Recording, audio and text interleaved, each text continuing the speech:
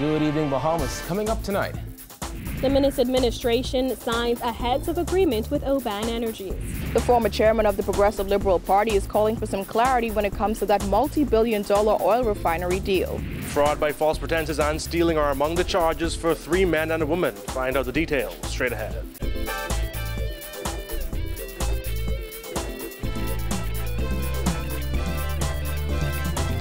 Our news is brought to you by Alive, the nation's newest and best LTE network. Good to be alive. Welcome to our news and thanks for joining us. I'm Kyle Joaquin. Topping you tonight, the first of 3 heads of agreement to facilitate the development of a $5.5 billion oil refinery and storage facility complex on Grand Bahama was signed this afternoon between Oban Energies and the government of the Bahamas. Today's signing comes as questions still linger about the massive project's potential environmental impact on the island. Jasmine Brown reports. During that brief press conference, officials gave some specifics of the project, including the fact that despite it has been given the green light, an EIA has not been completed. The fact that those environmental studies have not yet been completed was revealed by Prime Minister Dr. Hubert Minnis, who said the signing paves the way for the environmental impact assessment process. The Prime Minister also insisted government has done its due diligence. We would insist that environmental impact studies are done and environmental management studies are done to ensure complete safety of each and every Bahamian and that our environment are protected. Grand Bahama residents have for many years expressed concern about emissions from existing oil refinery and storage facilities on the island. Over the weekend, Deputy Prime Minister Peter Turnquest responded to concerns raised by the Progressive Liberal Party as he insisted the Oban project does not represent any new risk to Grand Bahama. The Prime Minister and DPM aren't the only ones defending the project.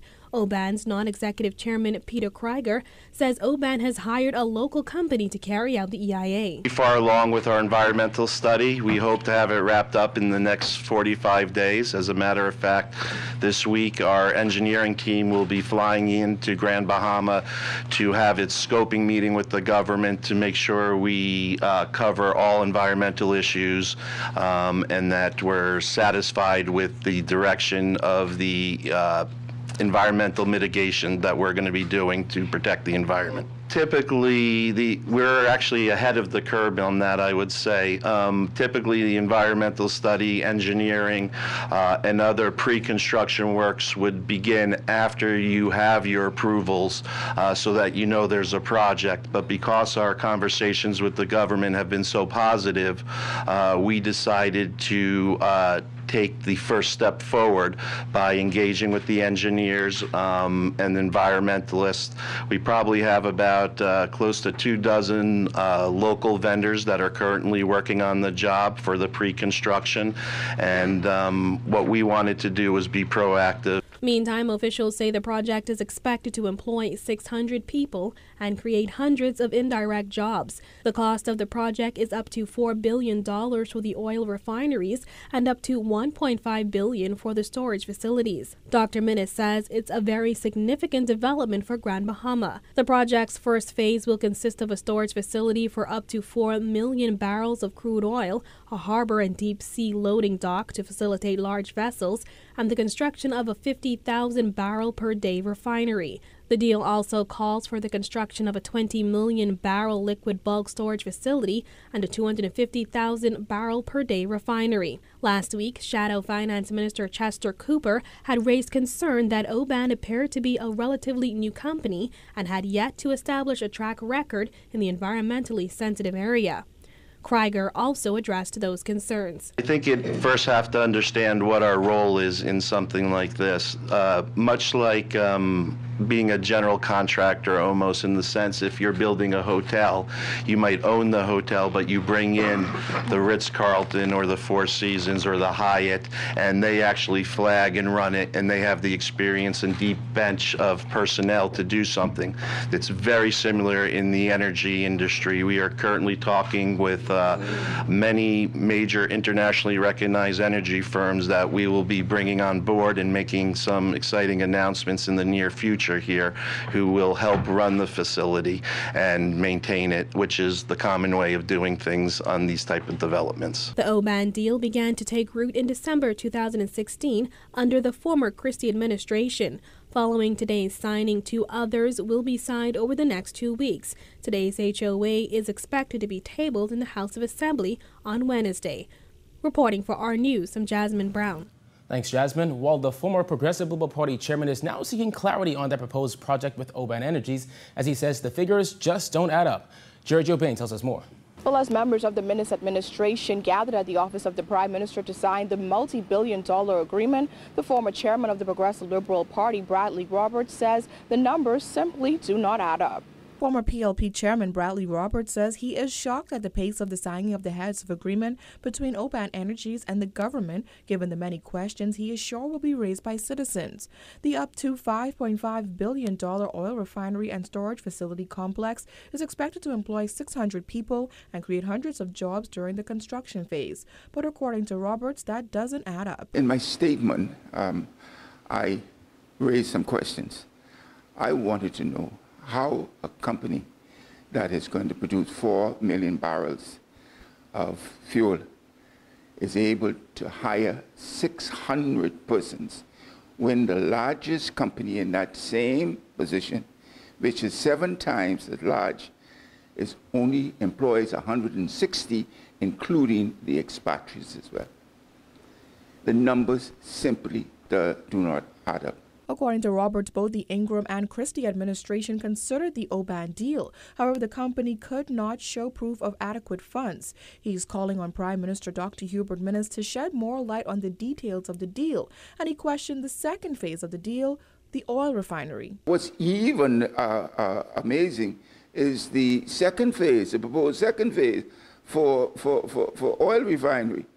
Well, the largest company there, Borco, formerly Borco, they closed down that facility, and they still have remnants of it.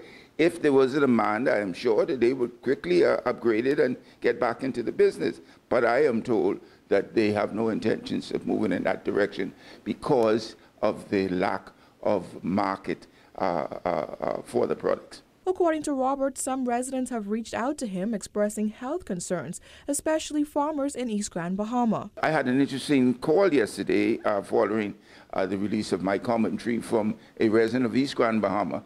And she told me that the people in that area there have concerns as to where this facility is going to be located, because she was an owner of an organic farm.